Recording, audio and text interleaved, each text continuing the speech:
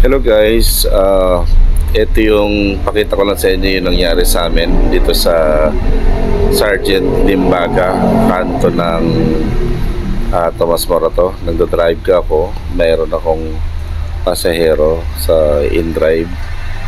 Ayan, ang nangyari dito, may bumangga po sa aming jeep along the way sa may kanto ng Tomas Morato. So as you can see here sa video cam ko, sa dashcam, naka-record yung pangyayari.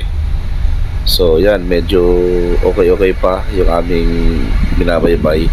Paglampas namin sa gitna ng Sergeant Limbaga, kanto ng Tomas Morato, merong isang jeep na sobrang harurot, may kumakarera sa isang kotse. So nakita ko siya malayo pa, kaya gumitna ako.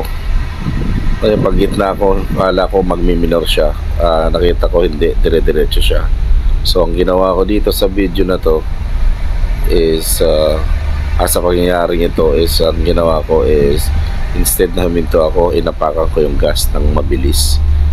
Kaya hindi inabot yung gitna, ang inabot is yung parang sa passenger side. Hindi na talaga kinaya. At dito na kami sumalpok, coming from the right side.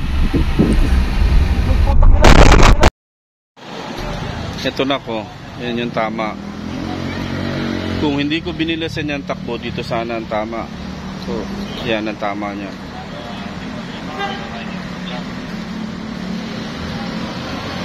Ayan.